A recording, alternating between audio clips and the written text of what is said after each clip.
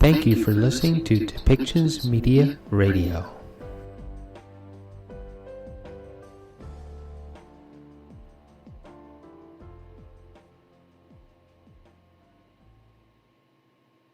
Campbell of the River Forecast Center. A reminder to media on the line, please press *1 to enter the queue. You will be limited to one question and one follow-up. With that, I'll turn it over to Minister Fleming. Good morning. I'm grateful to join you from the territory of the Lekwungen-speaking people, the Songhees and Esquimalt First Nations. I want to start today's update with to begin with on ongoing weather events. The first of the forecasted rainstorms has now passed through, but as we all know, we are forecast to see more hit our province, with the strongest arriving next Tuesday and Wednesday. Environment Canada is warning of extreme rainfall that could worsen existing flooding or even create new flooding.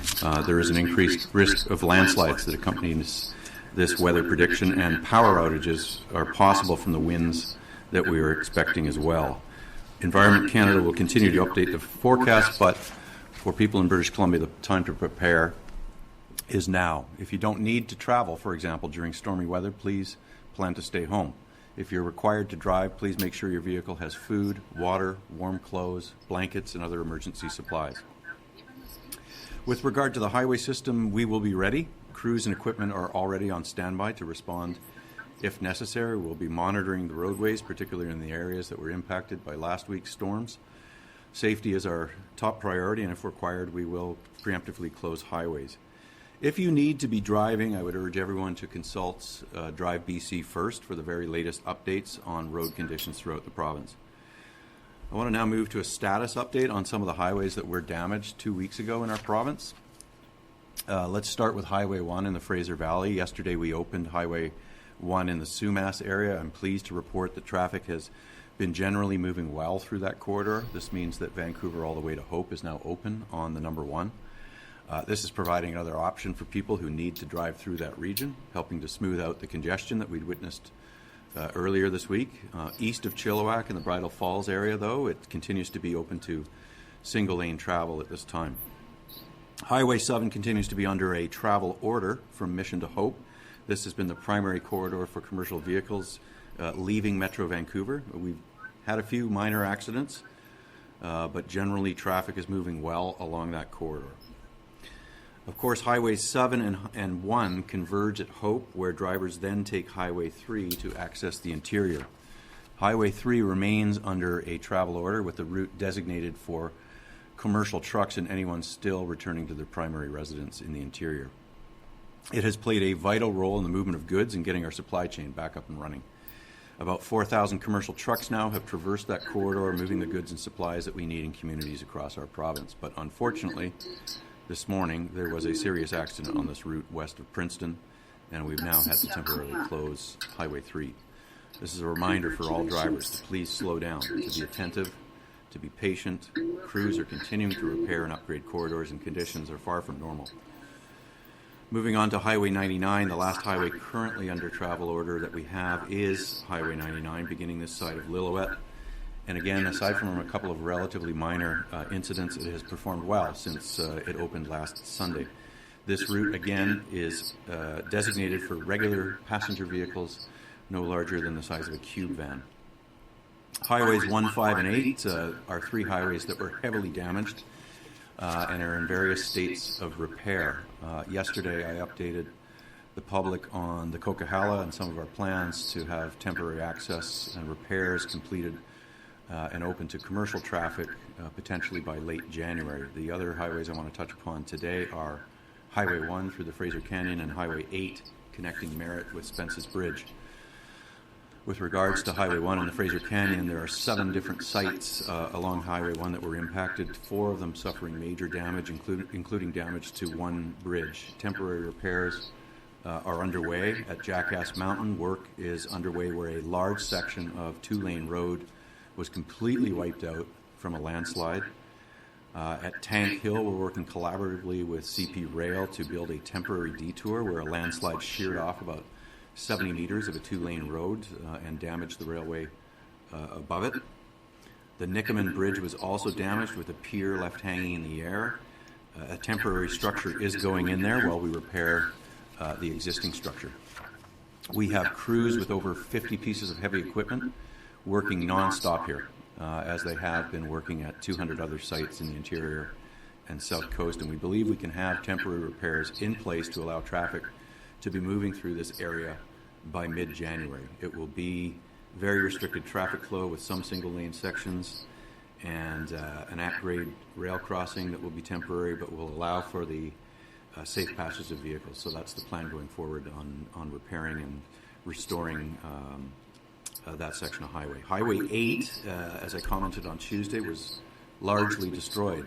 Significant damage occurred at 20 different locations, including 4 bridges, some of which were completely washed away. The Nicola River has literally carved a new path, washing away large sections of the highway in the process. About 5 or 6 kilometers of roadway is completely gone. Another 20 kilometers has been significantly damaged. We've been working with local and Indigenous leaders to restore as much temporary access as we can. That engagement will continue as we turn our minds to the long-term rebuild of Highway 8. Permanent rebuilds of Highways 1 and 8 in the Coquihalla will take a long time, there's no question about it, but the planning has already started. We have also gone out to the market and construction firms with requests for qualifications. So those have been sent out to construction companies, to engineering and design firms. We're seeking their innovation and expertise to see what they can bring to the table, working with our engineers. When we rebuild, we will rebuild better than it was. There's no question about that. And we're pleased, again, to see the federal government's throne speech as Parliament reconvened this week, talking about climate adaptation and building back better. Our infrastructure will be rebuilt to withstand the new climate realities that we find ourselves in. Let me move to supply chains. The highway networks being reopened has been incredibly important. As I mentioned, we're seeing broader supply chains come back to life as well. CP has been running its trains since Tuesday. CN is hoping to get restarted shortly. Airlines have increased their cargo capacity, so we're seeing flights delivering supplies to communities around BC. Truckers can now more easily navigate through Washington State and re-enter Canada beyond the impact area of the floods. Fuel is being imported, and we're confident that supplies will be maintained. Also, the federal government is helping to clear the backlog at the Port of Vancouver by adding container storage capacity on industrial land in Richmond. Products are moving, and our grocery store shelves and gas stations are being replenished. And these measures wouldn't be happening so quickly without exceptional coordination and cooperation between all levels of government, port authorities, the trucking association, and the private sector that moves goods. The federal government has been incredibly supportive, and again, I want to thank my federal counterpart, Minister Omar Al-Gabra, for his alertness and attention to the situation in British Columbia and for his continued support for our province. And in closing, I just want to thank all of those who've gotten us to where we are today, this Friday morning. British Columbians continue to show their resiliency and their generosity to one another. We will get through this together, and I'd like to now invite Minister Popham to the podium.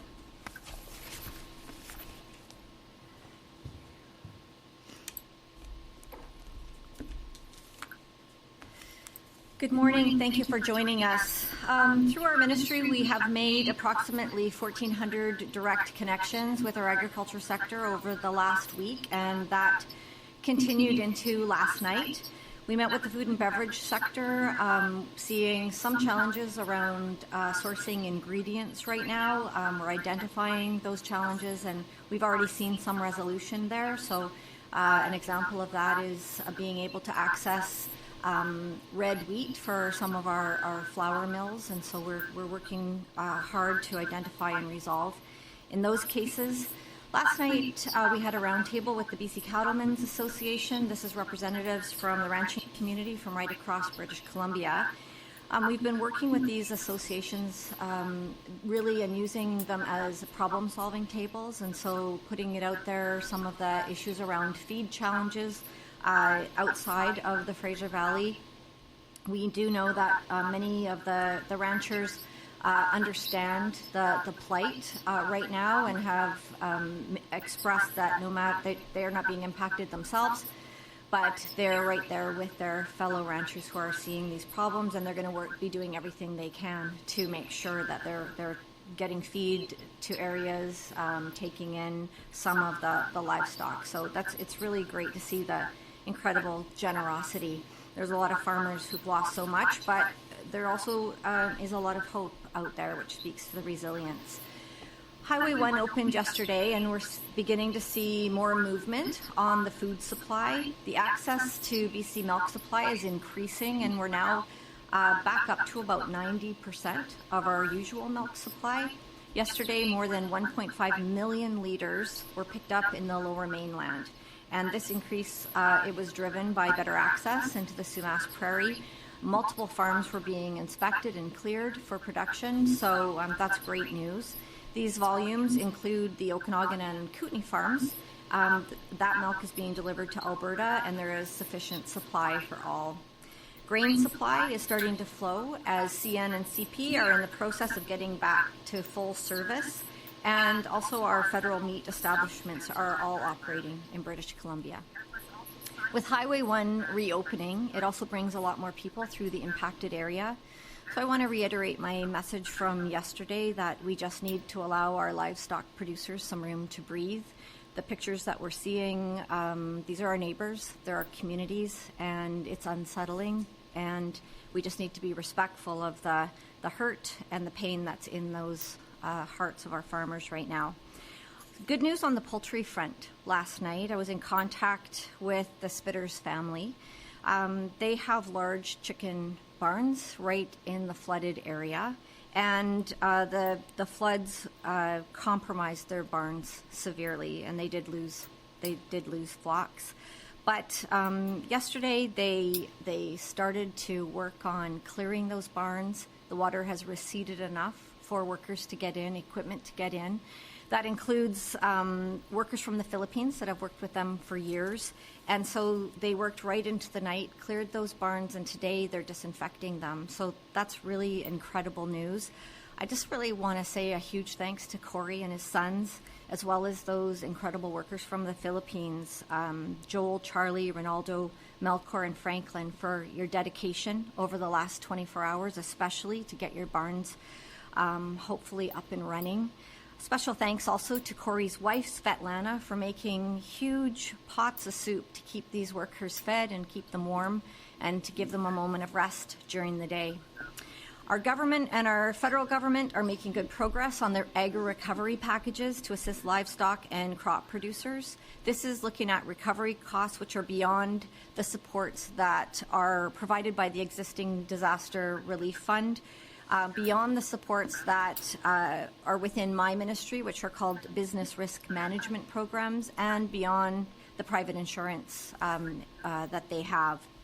This is going to be really important because as we look to see how much it's going to cost for farmers to get back into production, we need to make sure we're taking into account all those expenses. And when we put forward what we need to the federal government, we don't want to miss anybody. So these roundtables and constant conversations that we're having with farmers allows us to have a very good idea of what they need.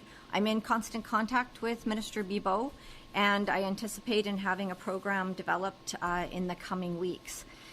Environment Canada is calling for more storms heading our way, and this is going to further test the resilience of our farmers. We're asking them to take all necessary precautions. I'm going to be checking in with them over the weekend and into next week. They have contacts with my ministry staff.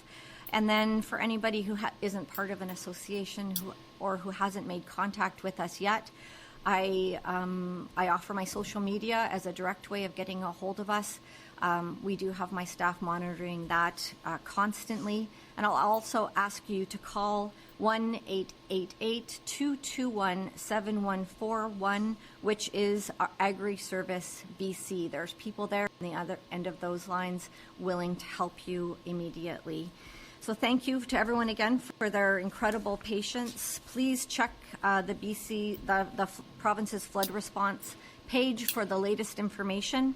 And now I'm going to turn it over to David Campbell with the River Forecast Centre for a further update. Thank you, Minister. Dave, please go ahead. Thank you. I'd like to provide an update from the River Forecast Centre on current conditions and expectations as we come through these next storm events. we've seen the first of these storms and atmospheric rivers come through over the last day and a half with heavy rainfall through the south coast, lower mainland, observing rainfall amounts in the 50 to 90 millimeter range through many parts of the area.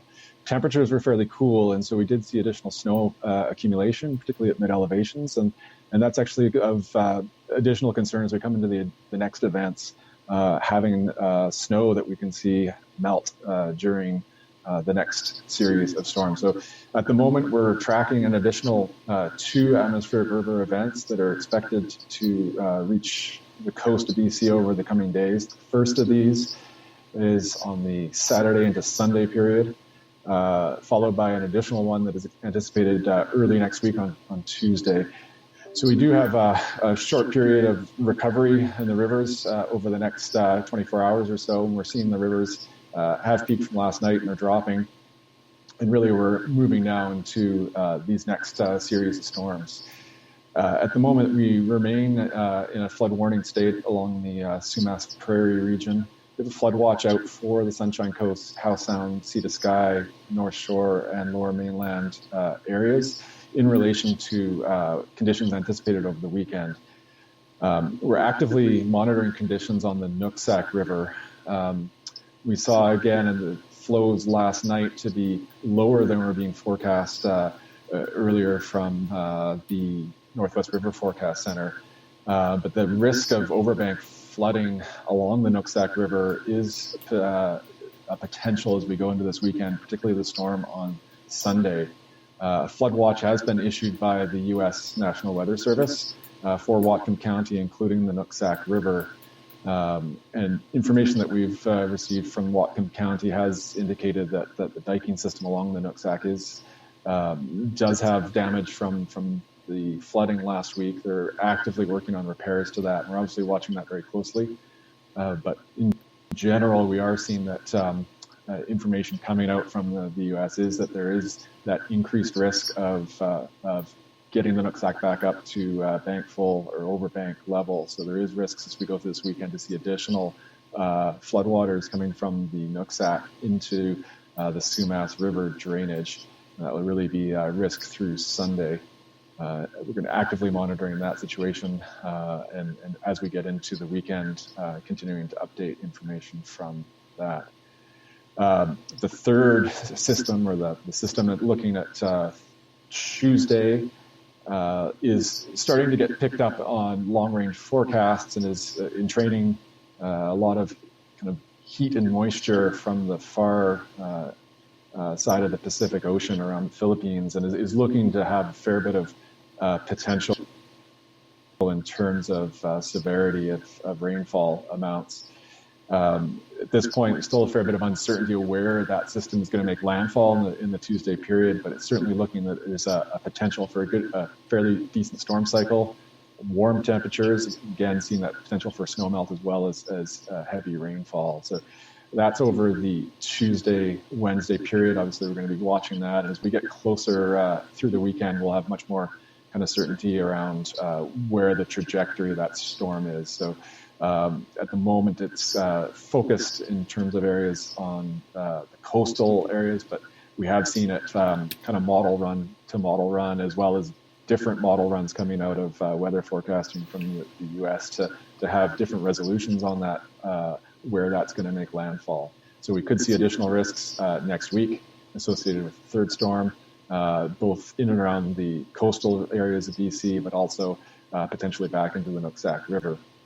Environment and Climate Change Canada is providing a media briefing today, 12:30, and they will have detailed information in terms of their perspective on the weather forecast related to these upcoming atmospheric river events. Thank you. That's for me. Thank you very much. We will now take questions from the media. A reminder, please press *1 to enter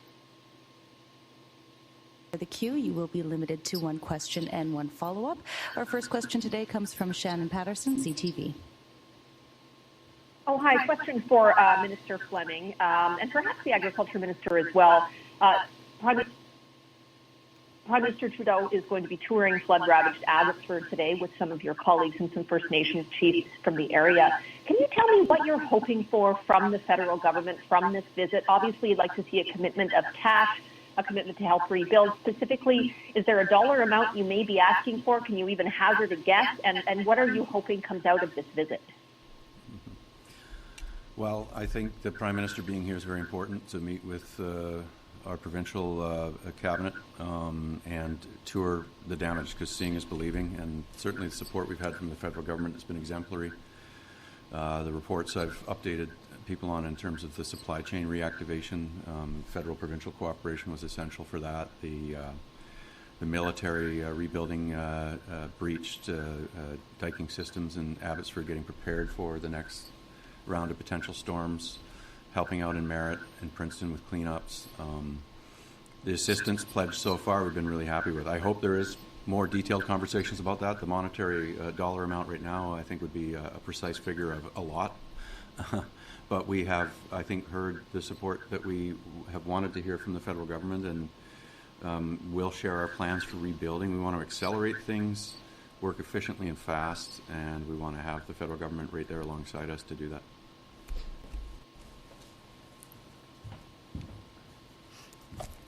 Thanks for that question. So I'm really pleased to know that the Prime Minister will be out touring in Abbotsford today. I don't think you can understand the difficulties that these farmers are facing without really speaking to them, and so he will get a very good idea of the problems.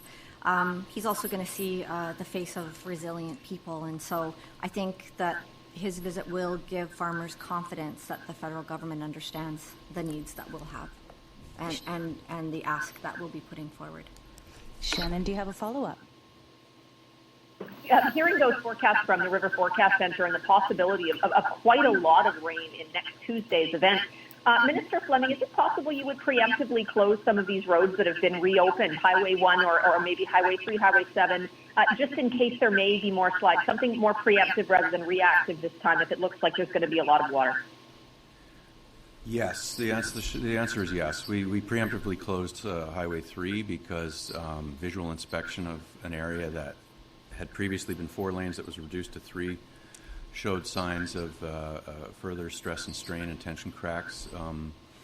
If there are weather events that are at risk of producing slide activity, for example, or roads that could be at risk of washouts and stranding motorists, we'll preemptively close highways. But that determination will be made by crews that are on the ground, and as I said, we have heavy equipment already mobilized for the next 2 storms that are projected. For the next question, we go to Lisa Eustis, City News. I'm wondering if, and I don't know which minister this is who can talk to this, but some of the concerns for during the cleanup, I saw Public Health put out a thing today speaking about asbestos, that, the flood damaged areas that may be within people's homes or even, lingering in the air. So I wonder if you can just talk about some of the risks people are facing as they're doing this monstrous cleanup. So the cleanups are coordinated between a whole bunch of different agencies that are doing the work. That would include people from municipal public works and municipal fire departments who are very well trained on asbestos safety and other forms of safety. We would have construction companies that are doing debris flow clearance that have expertise in those sorts of manages to attack situations like this. So I feel like we have an incredibly large pool of very experienced people that are working quickly and working safely. For example, we have wanted to get into some areas to do work on our roadway system and have not done so because it was deemed unsafe, and so we've had to wait in a couple of those 200 locations to get in. We had to figure out a way, for example, to fill in some of the sinkholes and test whether those would be safe to put vehicle weights back on it.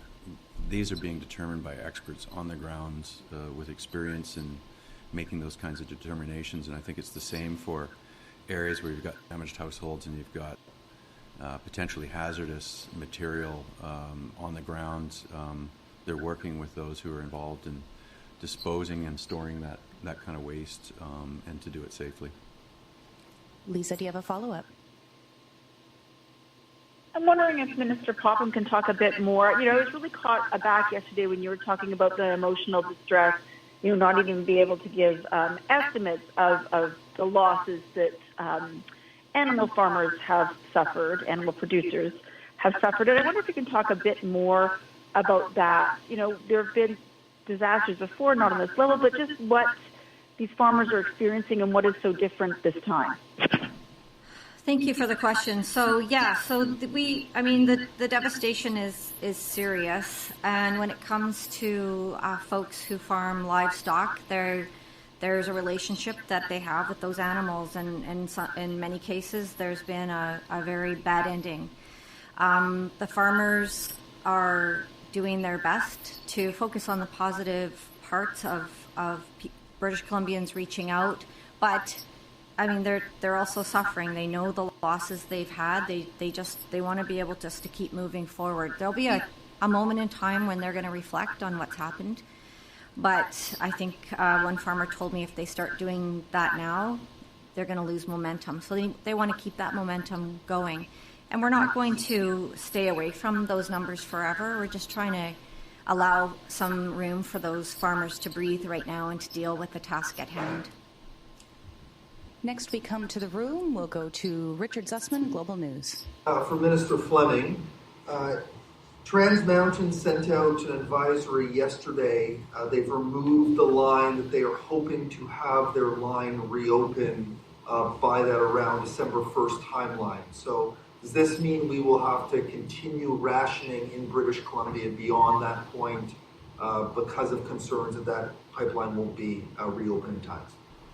We'll have a full update, I believe, on Monday from Minister Ralston and Minister Farnworth.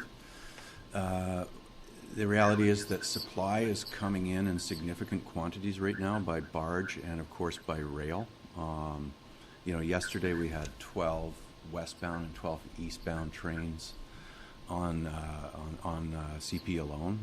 CN's capacity will add to additional shipping capacity, and we have highways reopened, including a relaxed border restriction for British Columbia truckers to get in and out of the U.S. So there's a lot of supply chains that are open, and there's fuel that's arrived already via barge from western states, and so I think an accounting of what is arriving and the Kinder Morgan situation will be provided in a fulsome update on Monday. Richard, do you have follow-up? I do. There likely over the weekend will be some travel. We've heard of stories of hockey teams that are traveling for games or other people who are traveling. What is the advice to people in British Columbia this weekend around their travel? Should people not travel due to the gas restrictions, due to the upcoming weather? What should people be deciding to do with all these pressures that continue to exist? Well, people should continue to conserve fuel because it's working. We're all doing our part. People are restricting to 30 liters per filling, and that has helped alleviate a situation where we had long lineups at gas stations and gas stations closing for lack of fuel. It's now a lot more normal according to the Canadian Fuel Association. So people should continue to do that, practice that in their activities. What they use their fuel on and conserve it for is up to those individuals. What I would say, though, is coming out of this briefing and what we've heard from the River Forecast Centre is absolutely consider restricting your travel because we've got significant weather events on the way. We don't know how hard they're going to hit. But people need to pay attention to Drive BC. It may be the right time to reconsider some travel that is not necessary. I would urge people to do that, in fact, because we do need to have our highways functioning for the movement of goods, and we need to all pay attention to being safe with a storm front headed our way that could be significant.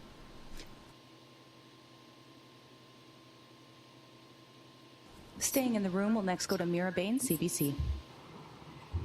Minister Fleming, how confident are you that all remediation work done in flood-affected areas, especially for the dikes over the past 2 weeks, are going to hold up against the storm that's coming over the weekend? Well, I'm advised of significant work that has been undertaken.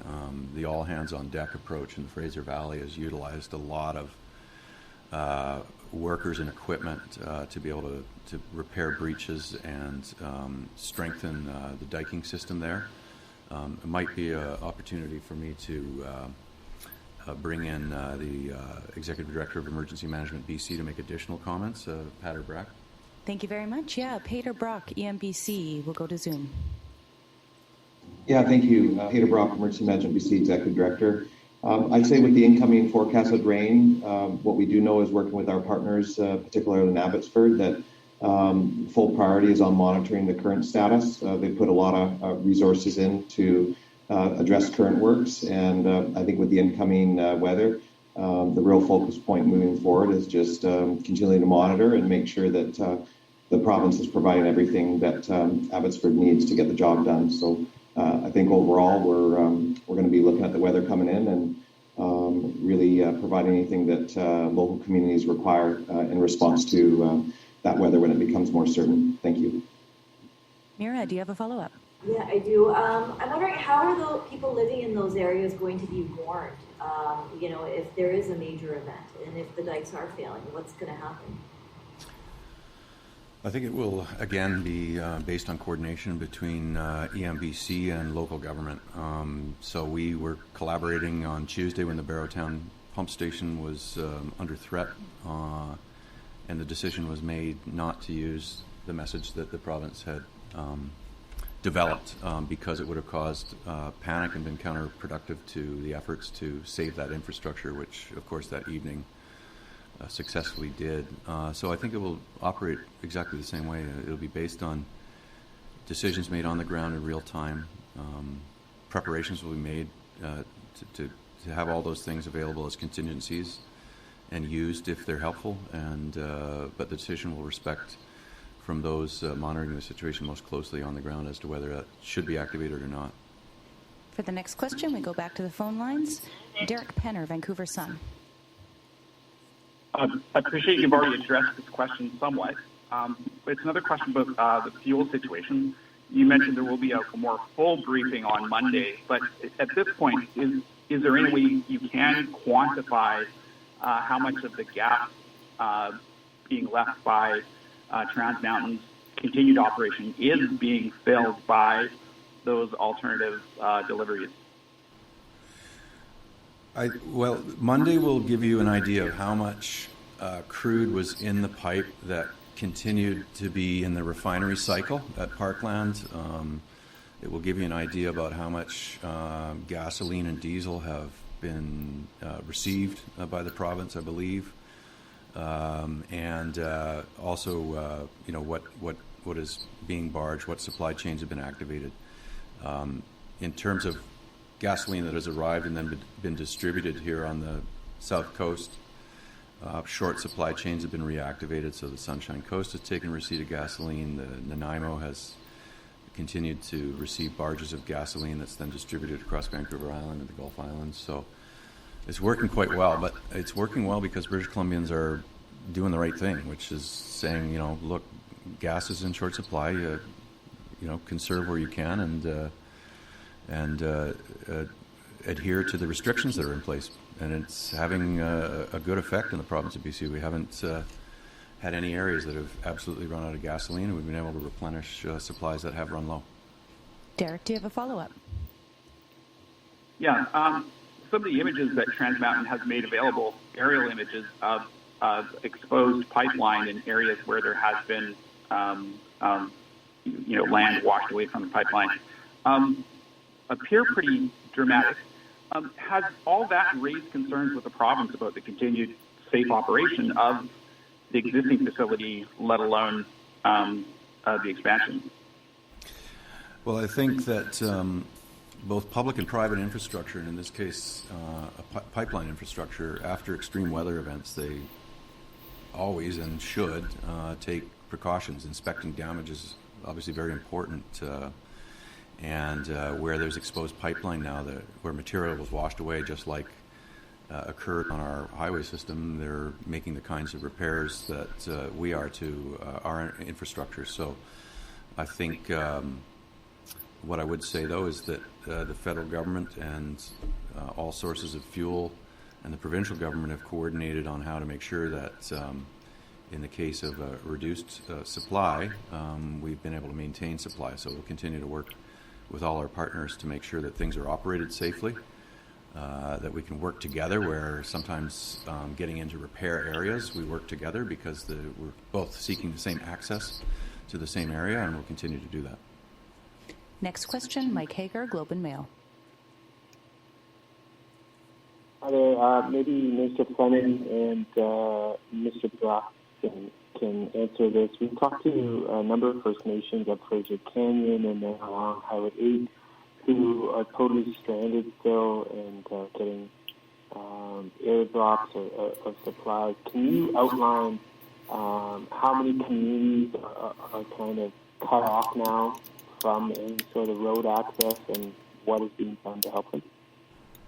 Yeah, thank you. So you're correct. There has been a lot of supplies delivered by air, including by the Canadian military, food, water, essential supplies. For those who are cut off right now, we've been working with the Ministry of Forests on punching through roads where we can, where the existing highway system is no longer available. So some communities have been reconnected to usable parts of the highway system.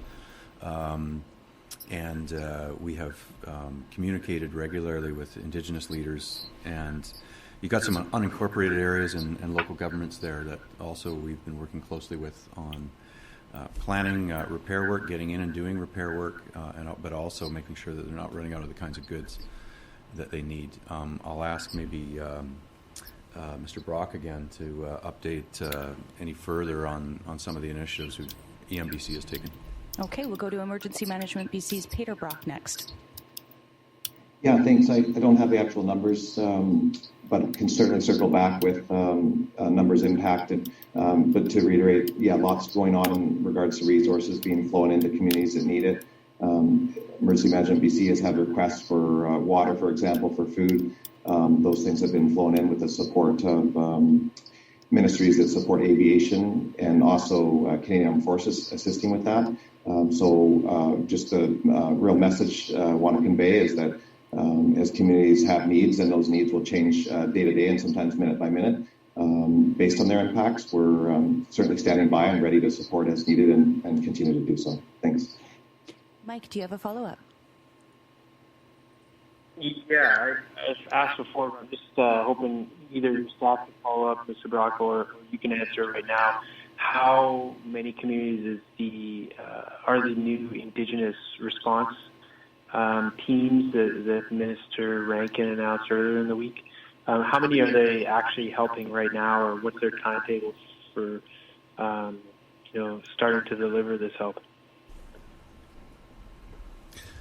So I think what you heard is that there are many. We can get you some numbers through Minister Rankin's ministry, perhaps, but we've got communities that weren't impacted by the floods directly helping other communities that were. We've got local crews. We've got band councils using equipment alongside of municipal governments, alongside the Ministry of Forests and Natural Resources, our ministry, and I'll try and get you an idea of how many communities have been impacted and that we're doing work on. For the next question, we go to Cindy Harnett, Times Colonist. Oh, thank you so much. Further to Richard's question, I hear that there will be an update on Monday, but in the event of more road closures or damage, do you anticipate the extension of the December 1 deadline, either by way of gas or travel restrictions? So that's why we're going to update the situation on the 29th. We're monitoring how much fuel we have in reserve in terms of new supply that's coming in. So quantity determines what restrictions may continue to apply or can be lifted, and that's why we'll do an update with Minister Ralston as well on Monday. Cindy, do you have a follow-up? I do. Is there anything more specifically you can say about Vancouver Island in terms of an update or anything about Highway 1 or 19 or?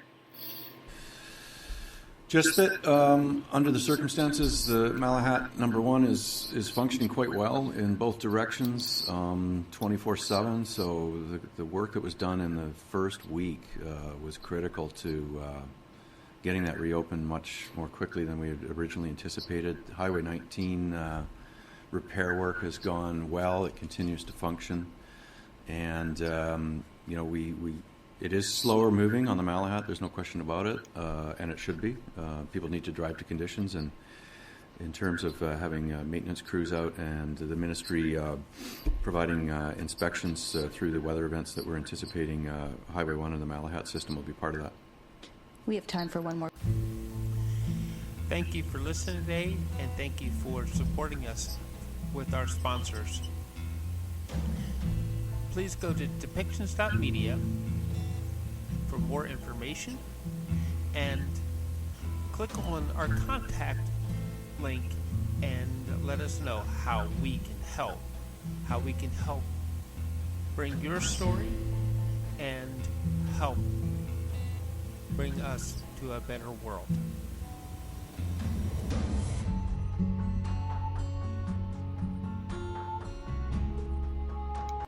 This show has been produced by Depictions Media. Please contact us at depictions.media for more information.